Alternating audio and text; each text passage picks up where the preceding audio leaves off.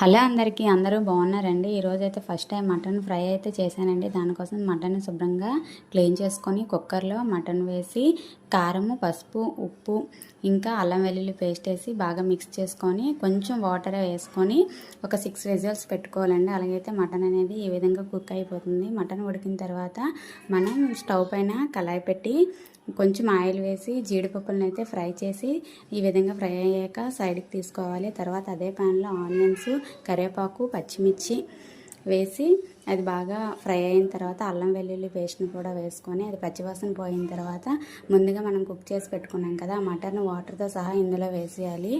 అది కొంచెం మగ్గాక అందులో మటన్ మసాలా, గరం మసాలా, కారం, కొత్తిమీర, పుదీనా వేసి ఈ విధంగా మొత్తం వాటర్ అంతా ఇంకే వరకు ఉంచాలి. వాటర్ ఇంకిపోతున్నప్పుడు ముందుగా ఫ్రై చేసుకున్న జీడిపప్పులు, కరివేపాకు, పచ్చిమిర్చి వేసి స్టవ్ ఆఫ్ చేసుకోవాలి.